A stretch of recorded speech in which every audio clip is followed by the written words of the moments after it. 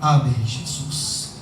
Você pode se assentar e abrir a sua Bíblia, livro do profeta Jonas, capítulo 4.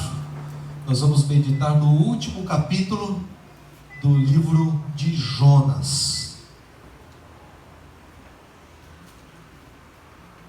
Eu quero dizer para você que nós não conseguimos fazer a transmissão, mas estamos gravando, e depois a gente vai colocar esse vídeo junto naquela playlist Profetas Menores. Então você que perdeu algum capítulo, nós estamos andando capítulo a capítulo, ou meio capítulo de cada vez, nós não estamos com pressa. O que nós queremos é aprender a palavra de Deus, porque o que esses homens ministraram aqui, esses profetas que do finalzinho do Antigo Testamento ministraram, foi algo poderoso, algo transformador. E nós precisamos viver isso nas nossas vidas, amém? Bom, vamos lá, Jonas capítulo 4, verso 1 ao verso 11, diz assim a palavra do Senhor: Mas Jonas ficou profundamente descontente com isso, e enfureceu-se. Ele orou ao Senhor: Senhor, não foi isso que eu disse quando ainda estava em casa? Foi por isso que me apressei em fugir para Tarsis. Eu sabia que tu és Deus misericordioso e compassivo, muito paciente, cheio de amor, e que promete castigar, mas depois se arrepende. Agora, Senhor, tira a minha vida, eu imploro, porque para mim é melhor morrer do que viver. O Senhor lhe respondeu: Você tem alguma razão para essa fúria? Jonas saiu e sentou-se num lugar a leste da cidade. Ali construiu para si um abrigo, sentou-se à sua sombra e esperou para ver o que aconteceria com a cidade. Então o Senhor Deus fez crescer uma planta sobre Jonas para dar sombra à sua cabeça e livrá-lo do calor. E Jonas ficou muito alegre. Mas na madrugada do dia seguinte, Deus mandou uma lagarta atacar a planta, de modo que ela secou. Ao nascer do sol, Deus trouxe um vento oriental muito quente, e o sol bateu na cabeça de Jonas, a ponto de ele quase desmaiar. Com isso, ele desejou morrer e disse: Para mim seria melhor morrer do que viver. Mas Deus disse a Jonas: Você tem alguma razão para estar tão furioso por causa da planta? Respondeu ele: Sim, tenho, e estou furioso a ponto de querer morrer. Mas o Senhor lhe disse: Você tem pena dessa planta, embora não a tenha podado, nem a tenha feito crescer. Ela nasceu numa noite, e numa noite morreu. Contudo, Nínive tem mais de 120.000 pessoas, que não sabem nem distinguir a mão direita da esquerda, além de muitos rebanhos. Não deveria eu ter pena dessa grande cidade? Termina o livro de Jonas com essa pergunta. O Senhor perguntando para Jonas: não deveria eu ter pena dessa grande cidade? Caso eu tivesse escrito o livro de Jonas, eu teria parado no capítulo 3. Porque o capítulo 4, ele não é destinado a Nínive, ele não é destinado a Tarsis, mas ele é destinado ao homem de Deus, ao profeta. E ele é muito interessante porque, quando ele finaliza a história, Jonas faz questão de terminar a história com essa pergunta, e alguns dizem: o livro de Jonas ficou sem resposta. Não, o livro de Jonas não ficou sem resposta. Amém? Você sabia disso? O que Jonas disse? A salvação vem do Senhor. Então o livro já está concluído. O que acontece no capítulo 4 é um tratamento de Deus para com o seu profeta. Eu e você, às vezes precisamos fazer alguma coisa que não queremos. O que a gente faz? A gente vai lá e procrastina, deixa para amanhã, dá uma desculpinha, não, hoje não, amanhã eu faço. E aí quando vem assim uma ordem, tem que ser feito, sabe aquele relatório que você tinha que entregar, sabe aquele serviço que você tinha que fazer, e aí amanhã o prazo você tem que entregar? A hora que a professora falou, a data de entrega é amanhã. Não tem jeito de procrastinar, não tem jeito de enrolar, tem que fazer. Aí você vai lá e faz. Faz como? Como está o seu coração quando está fazendo isso? O seu coração está alegre, feliz? Ou o seu coração está amargurado, emburrado e entristecido? Igual o menino do buchão. Mas vou de bico. Vou fazer, mas tem protestos. A palavra do Senhor, quando fala sobre ofertas, ela diz assim: Deus ama quem dá com alegria. E quem não dá com alegria, Deus não recebe. Deus não aceita qualquer coisa. Deus chama o profeta Jonas para ir à cidade de Nínive no capítulo 1. Ele foge. No capítulo 2, Deus trata com ele, o conduz no ventre do peixe até a praia onde ele é vomitado e caminha até a cidade de Nínive. Capítulo 3, ele prega para Nínive. E no capítulo 4, gravem essa imagem porque vocês não vão ver na TV isso. Jonas termina de pregar, a cidade se arrepende, Jonas sai da cidade, arruma um lugarzinho onde ele possa fazer um camarote, e ele fica lá, 39, 38, 37, 36, 35, 40 dias, Deus não destruiu Nínive. Aí ele pega, eu sabia, antes de sair de casa, eu já sabia que o Senhor iria perdoar. O Senhor é misericordioso, o Senhor é paciente. Falou que ia fazer, mas depois se arrependeu. Falou que ia fazer e não fez, Senhor. Como se estivesse cobrando Deus, dizendo: olha Deus, o Senhor não tem palavra. O Senhor falou que ia acabar com essa cidade. Eu estou aqui esperando para ver os fogos. Eu vim aqui para ver o meu 4 de julho, meu dia da independência, meu 7 de setembro. Eu queria ver fogos. E nada, Senhor. E aí ele começa a perceber que os ninivitas se converteram ao Senhor. Eu não sei se lá de onde ele estava ele podia ouvir o povo cantando e glorificando a Deus. 40 dias, Deus não vai nos destruir, glorificado seja o nome do Senhor. Ele ouviu o nosso clamor, Ele se arrependeu e Ele mudou o nosso destino. E a cidade fazia uma grande festa e Jonas murmurava. Jonas pedia para morrer. E aí Deus faz uma pergunta para ele: Jonas, você tem alguma razão para isso? Sabe quando você pergunta para menino assim: por que você fez isso? Sabe que está errado, sabe que fez errado, e a resposta é: para nada, não sei. Aí Jonas sai, se senta e fica aguardando. Aí Deus fala: peraí, eu vou tratar o coração desse rapaz, eu vou dar alguma coisa que ele vai amar, e depois eu vou tirar para que ele entenda o que é perca. Porque só pode falar sobre perda quem já perdeu. Só pode dizer de banco, de experiência, quem já viveu isso. Quando Deus chama o seu profeta e ele resiste para ir, ele tinha os seus motivos nacionalistas, ele tinha ali as suas razões. Mas Deus não estava preocupado com as razões dele, porque as razões dele eram vazias. Deus estava preocupado com as vidas que se perderiam. Então Deus precisava fazer com que o profeta entendesse o coração de Deus.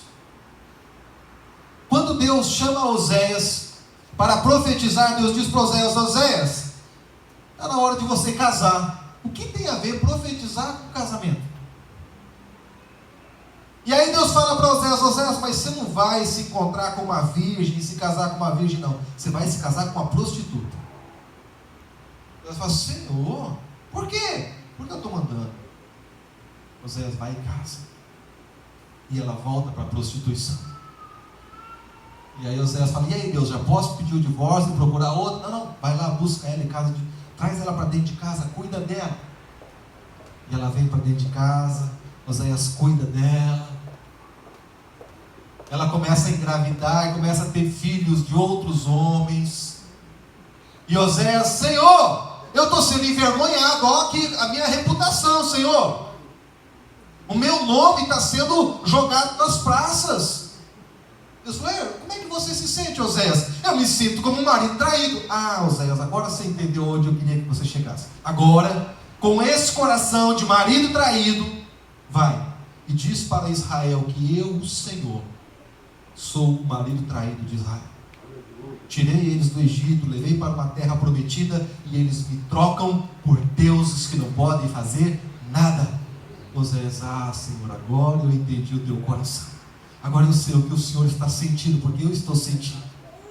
Deus faz a mesma coisa com Jonas. Deus faz uma plantinha crescer. Jonas, ali naquela sombra, fala, que sombrinha abençoada. Que bênção, Senhor. Até que enfim o Senhor lembrou de mim. No dia seguinte a planta morre. Para nós a planta pode ser insignificante, porque nós não estamos no Oriente Médio, naquele sol que torra os nossos miolos. Mas a gente está em Belém, 40 graus na sombra. Mas era muito quente. Aquela sombra proporcionava um sentimento de prazer para Jonas. Quando Deus mata a planta, era como se ele tivesse perdido o que ele tinha de mais importante. Era como se ele tivesse perdido algo que seria irrecuperável. E aí Deus fala, e aí Jonas, tudo bem? Não está não, Senhor, a planta morreu. Deus fala, você estava com pena da planta? E eu não deveria ter pena de Nínive, Jonas? Porque para Deus, amados, nós precisamos entender que mais do que resultados, a motivação do nosso coração é avaliada por Deus. Não basta só fazer. Eu tenho que fazer com o coração disposto. Eu tenho que fazer com alegria. Eu tenho que fazer por amor. Sabe quando você faz uma coisa? Vamos lá. Você, marido, esqueceu o aniversário da esposa. E aí a esposa, não, mas eu comprei um presente. E aí você sai e tenta fazer, e a pessoa percebe que foi de última hora, não foi de coração, não foi importante para ele. Assim é o nosso relacionamento com Deus. Ou ele é de verdade, ou não é. Porque Deus está olhando para dentro do nosso coração. O que nós precisamos entender, amados, sobre isso, é que em primeiro lugar o reino de Deus, a vontade do Senhor, os planos do Senhor devem estar em nós. Nós não podemos falar do reino, mas o reino não está em nós. Nós não somos apaixonados pelo reino. Jonas conhecia a palavra, não conhecia? Sim ou não? Sim. Conhecia. Jonas conhecia as escrituras, sabia da lei, sabia de tudo. Mas quando ele vê a salvação, ele fica descontente, ele fica aborrecido. Ele não tem prazer naquilo que Deus tem prazer. Ele conhecia a Bíblia, as histórias da Bíblia estavam ali na ponta da sua língua, mas o reino não estava nele. Não, só enquanto Deus abençoar Israel, eu estou com Deus. A hora que Deus parar de abençoar Israel, eu não estou mais com ele. Se Deus falar que vai abençoar os meus inimigos, aí não, Senhor. O Senhor não pode fazer isso. O Senhor tem que matar os meus inimigos. O Senhor não pode perdoar. O que nós não entendemos é que Deus, ele tem um coração misericordioso. É que Deus, ele olha para a sua criação e ele sabe do que cada um de nós somos feitos. Nós somos feitos de... E aí você fala assim, pó. O profeta Jonas é um profeta complicado. Ele ora 2 vezes no livro dele. Só 2 vezes. A primeira vez é para salvar a sua própria vida de dentro do peixe. E a segunda vez é para reclamar de Deus. Você não vê Jonas buscando abençoar outras vidas. Você não vê ele declarando bênçãos. Não. Ele estava preocupado consigo e com Israel. Ele era ultranacionalista. Israel primeiro e o resto que se lasca. Eu vou pregar para os ninivitas, eles vão se converter, eles já são poderosos. Com Deus eles serão muito mais. Aí eles vão massacrar Israel. Jonas não entendia que o reino não tem fronteiras, porque o Senhor é dono de tudo. O Senhor é dono de todas as coisas. O Senhor quer salvar todos. O Senhor não tem prazer na morte do ímpio. Para nós falarmos do reino, o reino deve estar em nós. As coisas que movem o coração de Deus, elas precisam mover você. Aquilo que Deus é apaixonado, você precisa ser apaixonado. Quando os discípulos disseram, não, Jesus, não faz isso, faz aquilo, Jesus diz assim, olha, o meu reino não é daqui. Vocês precisam entender o que eu estou falando. A segunda coisa que nós precisamos entender é que nós devemos aprender com as nossas experiências a vontade de Deus, conhecer os caminhos do Senhor. Jonas, nos versos 2 e 3, ele mostra para Deus qual que era a sua preocupação. Quando eu estava na minha terra, lá na minha casa, eu sabia o que o Senhor ia fazer. Agora, Senhor, tira a minha vida, porque é melhor morrer do que ficar vivo. Quando a pessoa pede a própria morte porque Deus está sendo misericordioso, é porque essa pessoa está muito longe. É porque o seu coração ainda não entendeu o que Deus está fazendo. É porque essa pessoa ainda não compreendeu que o Senhor, Ele vai, Ele quer e Ele lança a salvação para todos. Jonas alcança uma grande vitória evangelística, a maior de todas. Você não vai ver ninguém mais pregando e uma cidade inteira se convertendo. O texto diz para nós que a cidade ela tinha aproximadamente 120 mil pessoas. Só que isso estava dizendo crianças, porque o texto diz que não distinguem a mão direita da mão esquerda. 120 mil crianças, quer dizer que nós temos aí pelo menos 400 mil adultos. Então 600 mil pessoas, uma cidade maior do que Ananindeua. Ele sai pregando pela rua e a cidade inteira se converte. Ele alcançou o resultado que Deus queria. Está ótimo, fiz o que Deus mandou. Mas o meu coração não compreendeu por que Deus fez isso. Quando Paulo escreve aos Efésios capítulo 6, ele fala da armadura do cristão, a armadura que Deus disponibiliza para que nós usemos, ele vai falando, capacete, espada, e vai falando toda a armadura. Quando chega no verso 19, ele diz, orem também por mim, para que quando eu falar, seja-me dada a mensagem, a fim de que destemidamente torne conhecido o mistério do Evangelho. Paulo está pedindo oração dos irmãos. Irmãos, orem por mim, para que eu não venha me envergonhar. Orem por mim, para que eu não venha me acovardar, mas para que eu continue proclamando a mensagem do reino, para que eu continue levando essa mensagem adiante. Cubram-me de oração, porque eu sou falho, eu sou fraco, e o meu coração é tendencioso, eu posso desistir. Mas se vocês orarem e me cobrirem de oração, eu vou continuar levando a palavra de Deus, eu vou continuar tornando conhecido esse Evangelho do Senhor, as boas novas do reino. Jonas prega, mas é uma mensagem que sai dos lábios e não entra no seu próprio coração. Ele não entende que se nós simplesmente obedecermos o Senhor e fizermos o que o Senhor está pedindo, deleita-te no Senhor, tenha prazer no que Deus está fazendo, e Ele satisfará os desejos do teu coração.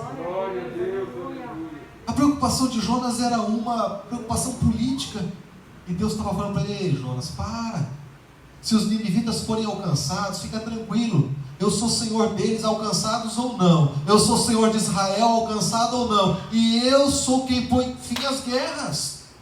Fica tranquilo, Jonas, eu estou no controle de todas as coisas. Jonas sai de uma grande vitória, mas sai frustrado. Deus não matou esse povo, Deus não exerceu juízo. Eu queria que ele exercesse juízo. Eu preparei o pior sermão da minha vida para pregar em Nínive, e o sermão salvou a cidade inteira. Você já ouviu o sermão dele? Eu falei sobre ele hoje de manhã. Deixa eu só mostrar aqui para vocês.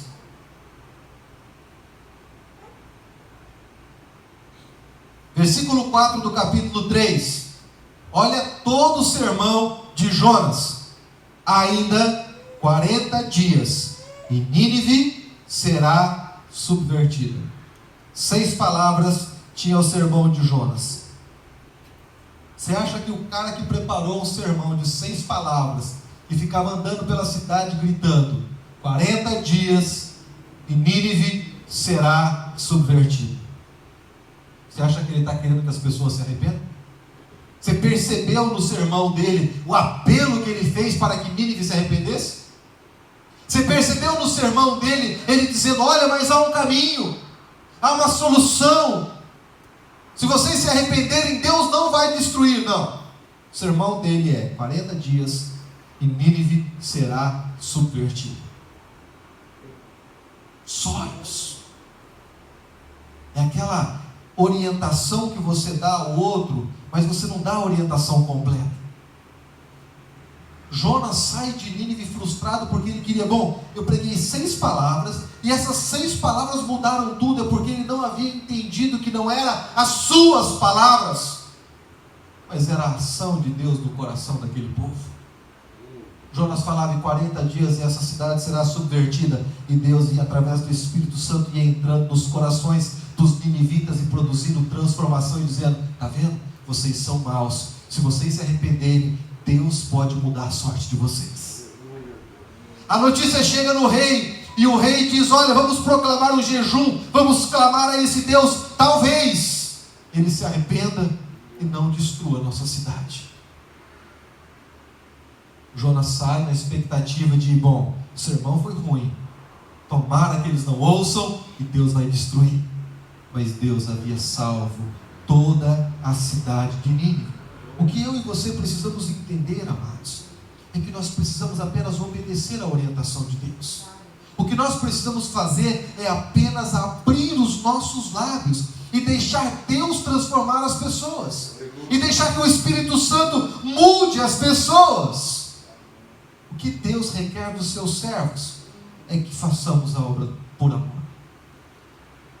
é que anunciemos o Evangelho, não por peso ou por obrigação, porque Deus ama quem faz com alegria, quem faz porque ama o Senhor. Nós precisamos entender o porquê que Deus tem essa preocupação com a forma que nós fazemos. Sabe por quê? Porque Deus não vê como vê o homem. Deus está olhando para dentro do coração constantemente. Deus está olhando para dentro de nós 24 horas. Aí a gente vai para a igreja e não quer ir para a igreja. Aí a gente está lá. Aí levanta a mão, irmão. Aí, mas Deus não está olhando para a sua mão. Deus está olhando para o seu coração e percebendo assim: que horas que a gente vai sentar e ficar quietinho? Que horas que a gente vai embora? Aí a gente: não, mas Deus não me abençoa. Mas será que se você tivesse esse acesso que Ele tem ao seu coração, você derramaria bênção sobre a sua vida? Deus não está olhando o terno, a roupa, Ele está olhando o seu interior.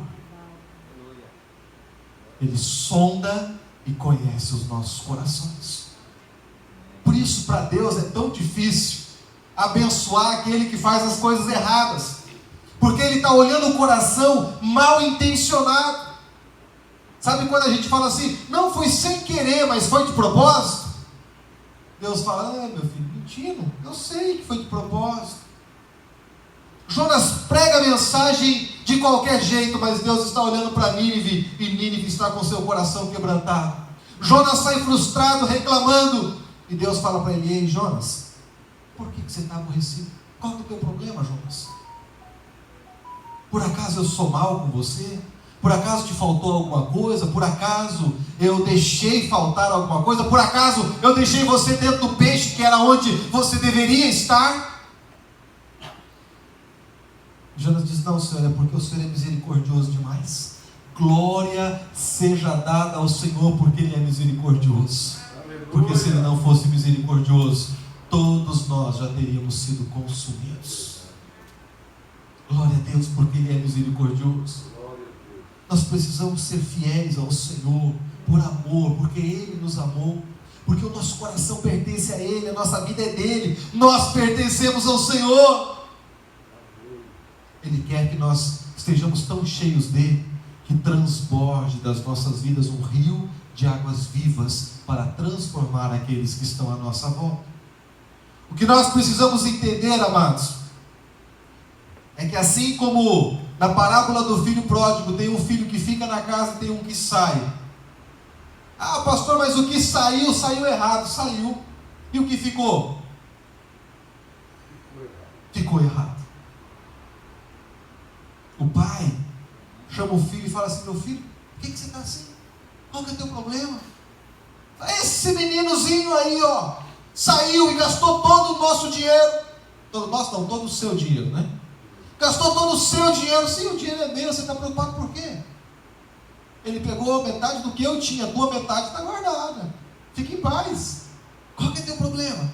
Não, porque o Senhor não deixa nem eu matar um cabritinho para comer com os meus amigos. Porque eu... Meu filho, tudo que eu tenho é teu. Sabe quando você está na casa, mas você é hóspede? Você está na casa, gostaria de um copo de água? Aí vai lá a pessoa, abre, pega a jarra, coloca o copo, dá para você. Posso ir ao banheiro? Pode, aqui, banheiro, segunda porta à esquerda, à direita. Você pode mudar de canal? Quando você já está ficando íntimo, né? Você já começa a pedir para mudar de canal. Eu gostaria de tomar um banho. Não é assim que a gente age quando a gente é hóspede? Quando a gente é da casa, a gente chega na porta, joga o sapato, né, porque a mulher não deixa entrar de sapato na casa, e sai jogando a roupa e já sai andando desordem pela casa, porque é a nossa casa. Você acha que eu vou pedir? Posso abrir a geladeira? Claro que não, a gente abre, pega o que tem lá dentro. A gente vai no banheiro, usa o banheiro com a porta aberta, a casa é nossa. Não tem constrangimento, porque o que é meu é seu. Agora, quando eu estou numa casa onde eu sou um estranho, eu tenho que ficar pedindo permissão. Posso entrar? Posso fazer? Posso aquilo? Posso aquilo outro?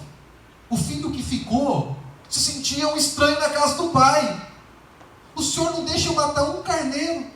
Gente, se meu pai fosse fazendeiro e tivesse carneiros, pense nos churrascos. Você acha que eu vou ficar... Será que pode, pai, matar uma galinha caipira para a gente fazer um guisadinho? Não, a gente come, a gente vai lá, mata, come. O que é meu é seu. Sabe? Não tem essa limitação. Mas Jonas, ele se sentia um estranho com Deus, porque ele não entendia a misericórdia de Deus.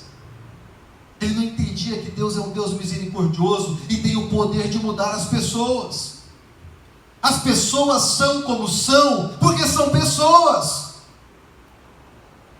Se elas fossem perfeitas, não seriam pessoas, seria Deus. Pastor, porque o fulano não fala comigo, fulano não ligou, não mandou mensagem, mimimi pra cá e mimimi. Meu irmão, pessoas são pessoas, são gente. A gente esquece. A gente tem problemas, nós temos dificuldades, cada um tem as suas atividades, cada um tem o seu dia corrido. E às vezes acontece. Agora, perfeito é o nosso Deus. Esse é maravilhoso. Esse não esquece. Esse cuida. E ainda quando erramos, Ele é misericordioso. Meus irmãos, se nós entendêssemos o coração de Deus e tivéssemos um coração como o dele, nunca mais a gente iria dizer: olha, eu te perdoo, mas nós simplesmente diria: está perdoado, foi lançado no mar do esquecimento, está tudo em dia.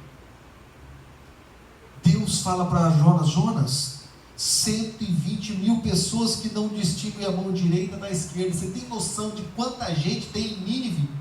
E você está dizendo para mim que eu poderia destruir, matar e vai ficar tudo bem? sendo que eles ouviram a mensagem e eles mudaram. Eles entenderam o reino e falaram assim: olha, esse Deus é poderoso, esse Deus é grande, vamos nos arrepender. E o interessante, amados, eu gosto muito da pessoa quando se converte e começa a ler a Bíblia imediatamente. O rei de Nínive, quando ele ouve do que o Senhor iria fazer, ele diz assim, ele faz um decreto, né? Ele diz aos homens para cada um se converter do seu mau caminho e da violência que há em suas mãos. Beleza? Mas aí no verso 9 e 10, no verso 9 principalmente, ele diz uma coisa que parece coisa assim de crente há muito tempo, sabe? Quem sabe se voltará a Deus e se arrependerá e se apartará o furor da sua ira, de sorte que não pereçamos. Quando você entende e tem um relacionamento com Deus, você não exige nada dele. Olha, Deus, eu fiz, agora o Senhor tem que fazer. Olha, Deus, o Senhor tem que abençoar, o Senhor tem que... O Senhor não tem que nada, o Senhor é Deus, o Senhor faz aquilo que te apraz, o Senhor faz a tua vontade quando o Senhor quer. Esse rei acabou de se converter e falou: olha, vamos fazer isso, vamos jejuar, vamos orar, vamos clamar ao Senhor. De repente, a gente toca o coração desse Deus e ele não mata a gente. Vamos fazer isso? Vamos. E eles foram para o jejum e para a oração. E o verso 10 diz: e Deus viu as obras deles. Ou seja, não foi uma coisa aparente, não foi apenas botar um pano de saco e jogar cinza na cabeça, foi algo profundo. Deus viu as obras dele, como se converteram do seu mau caminho, e Deus se arrependeu do mal que tinha anunciado lhes fazer. O que nós precisamos entender, amados, é que Deus tem prazer quando nós nos arrependemos, quando nós pedimos perdão, quando nós clamamos pela sua misericórdia, e Ele vem de encontro às nossas vidas. Mas nós precisamos entender, queridos, que Deus não aceita qualquer coisa. Deus não aceita um culto mais ou menos, é de coração. Deus está olhando para dentro da nossa alma e falando assim: meu Pai, olha o coração daquele dali, como está longe da minha presença, preocupado com o dia de amanhã ao invés de entregar nas minhas mãos, aflito porque não sabe o que vai fazer, sabendo que eu cuido dele. Ao invés de entregar nas mãos do Senhor, dizer assim: Senhor, está na tua mão, eu estou na tua casa, porque na casa do Pai eu posso abrir a geladeira e pegar o que eu quiser para comer. Na minha casa não vai faltar o alimento, porque o Senhor vai suprir as minhas necessidades. O que vai acontecer amanhã eu não sei, Senhor, mas também não estou preocupado, porque o Senhor é Senhor na segunda também. O que nós precisamos entender, amados, é que eu e você somos Jonas para as nossas cidades. Eu e você somos enviados de Deus, aqueles que não ouviram, aqueles que não conhecem, aqueles que estão perdidos nos vícios, porque não conhecem o Senhor, perdidos na violência, clamando para ouvir o seu testemunho, para ouvir aquilo que Deus fez na sua vida, aquilo que Deus tem realizado através de você. Ah, pastor, mas eu não sei pregar. Meu irmão, você não precisa pregar. Conta o que Deus tem feito. Conta aquilo que Deus tem realizado na sua vida. Uma coisa interessante que em um dos estudos que eu estava lendo sobre o livro de Jonas, era que provavelmente, quando Jonas foi deixado na praia, ele ficou a 800 quilômetros de Nínive. Ele não foi vomitado na porta de Nínive, ele tinha que caminhar até Nínive para trazer a mensagem do reino. Neste período que isso aconteceu, pessoas que o viram comentaram em Nínive que ele havia sido vomitado por um peixe por causa das marcas, provavelmente alguma queimadura de suco gástrico e outras coisas que aconteceu. As pessoas da cidade ouviram 5 palavras, mas pensaram: um Deus que traz um hebreu para cá, que se rebelou, se jogou no mar, um peixe o engoliu, foi vomitado na praia e veio pregar aqui, esse Deus pode fazer coisas extraordinárias. Esse Deus é maior do que nós podemos imaginar. Porque os ninivitas não tinham, por falta de um, eles tinham centenas de deuses. Por que eles se arrependem do seu pecado? Por que eles mudam o seu caminho? Por que o rei cria uma lei para que todos seguissem? eles sabiam que não era um Deus qualquer que eles estavam lidando. Era o Deus Criador dos céus e da terra. Era o Deus que tem poder sobre todas as coisas. É o Deus que faz o impossível. O que eu e você precisamos entender sobre esse Deus é que se nós o servimos, precisamos o servir por inteiro. Se Jonas deixa algo de lição importante para nós nunca mais nos esquecermos, eu vou servir a Deus com alegria. Eu vou ser fiel ao Senhor em todos os momentos. Amém? Coloque-se em pé, eu quero orar com você. Glória a Deus. Durante todo o livro de Jonas, Deus está trabalhando no coração de Jonas para mostrar para ele o quanto ele é um Deus amoroso. Deus diz para ele: Jonas, vai à cidade de Nínive e prega contra ela, porque a maldade deles chegou até o meu limite. Jonas, Deus é misericordioso e Ele não vai fazer isso. Então eu vou fugir para Tarsis. A tempestade vem, os marinheiros pegam Jonas, lançam ao mar, porque ele preferia morrer a ter que ir para Nínive. E quando ele está se afogando, e na hora que a água começa a entrar no pulmão, e na hora que você começa a ver que o mar será invencível para você, e você começa a afundar, pânico começa a entrar no coração de Jonas, e Jonas clama ao Senhor. Deus envia um peixe, o peixe o engole, e lá dentro Jonas fala: Ei, Senhor, eu sei que acabou, mas o Senhor é um Deus maravilhoso, o Senhor teve misericórdia de mim, não permitiu que eu morresse afogado, cuidou da minha vida, preparou esse peixe aqui para me comer, mas está tudo bem, Senhor. Mas se o Senhor me tirar daqui, Deus, eu vou cumprir os meus votos para contigo. Se o Senhor me tirar dessa situação que eu entrei, esse fundo do mar que eu estou, eu vou cumprir os meus votos para contigo. Deus leva Jonas à praia. Jonas caminha até a cidade de Nínive, prega, mas o coração dele continuava endurecido. Deus então trabalha o coração de Jonas, como Jesus perguntou para Pedro, depois de traí-lo 3 vezes: Pedro, tu me amas? Pedro disse: te amo. Jesus novamente o confronta, e de novo, porque eu não quero que você seja só um discípulo, eu não quero que você seja só alguém que conheceu Jesus, mas eu quero que você tenha intimidade, que você me ame e obedeça aos meus mandamentos. Pedro disse: Senhor, tu sabes de todas as coisas. Deus diz: então vai e apacenta as minhas ovelhas. Da mesma forma como Deus se revela a Paulo de Tarso, quando esse estava indo tentar matar mais cristãos, e Deus diz assim: você está me perseguindo? Ele diz: quem é o Senhor que eu estou perseguindo? Se arrepende e se torna um pregador da palavra. Após um confronto com Deus e o nosso coração precisa ser mudado. A nossa atitude precisa ser mudada.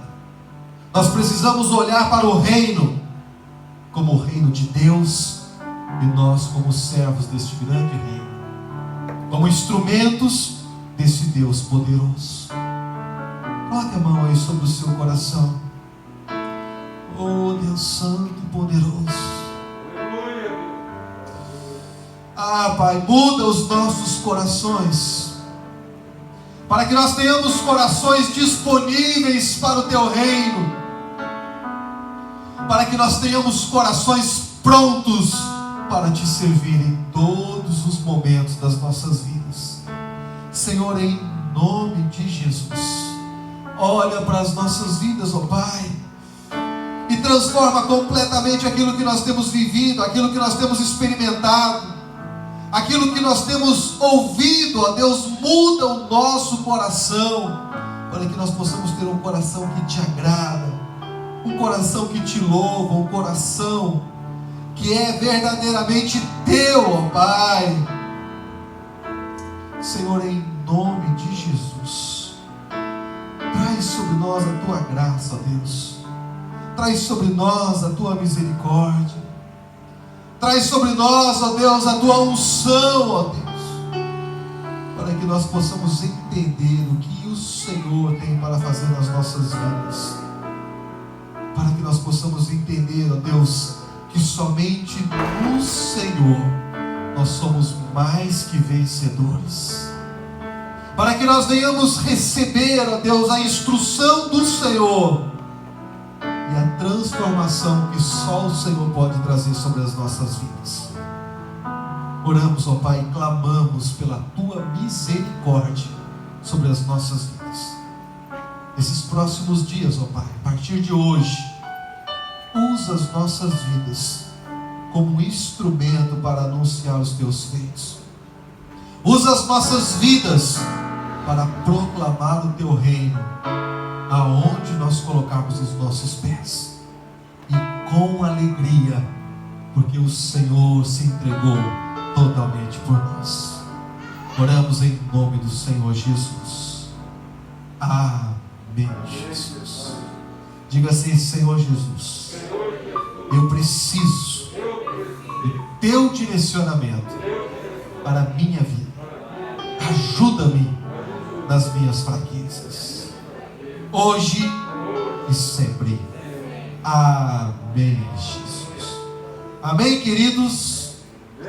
Glorificado seja o nome do nosso Deus, que é vitorioso, que é vencedor, que cuida das nossas vidas e faz com que nós possamos experimentar bênçãos sem medidas. Amém?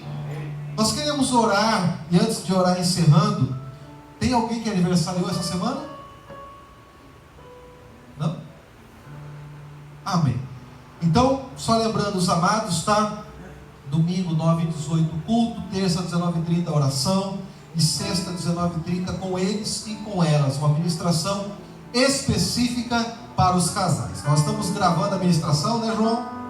Estamos gravando, né? O celular não parou não, né? Certeza? Amém. Então, à noite, quando chegar em casa, a gente posta, vai ficar disponível o fechamento do livro de Jonas. E aí você vai ter toda a playlist, capítulo 1, 2, 3 e 4 de Jonas, e todos os profetas menores que nós já estudamos até aqui. Próximo domingo, nós vamos continuar a nossa saga através aí dos profetas menores, aprendendo lições importantes para vivermos uma vida de intimidade com o Senhor. Amém, queridos? Vamos orar encerrando o nosso culto. Esqueci de algum aviso? Não, né? Pai, em nome do Senhor Jesus, nós te agradecemos pelo privilégio de estarmos na tua casa. Obrigado porque a tua misericórdia, a tua graça, a tua presença chegou até as nossas vidas. Pedimos, ó Pai, em nome de Jesus, que o Senhor venha manifestar sobre nós o teu cuidado. Livra-nos de toda pessoa mal intencionada. Toda armadilha caia por terra em nome de Jesus. E que nós possamos experimentar o teu cuidado em todos os momentos. Cuida de cada família aqui representada. Abençoa os teus filhos, ó Pai, em todos os momentos. Oramos em nome do Senhor Jesus. Amém, Jesus. A graça do nosso Senhor e Salvador Jesus Cristo, o amor de Deus, o nosso amado Pai, a comunhão e as consolações do Espírito Santo repousem sobre todo o povo de Deus espalhado sobre a face da terra, não só agora, mas para sempre. E aqueles que esperam o Senhor digam comigo: amém, Jesus, amém. Deus te abençoe, te dê uma noite abençoada, uma semana vitoriosa, em nome de Jesus.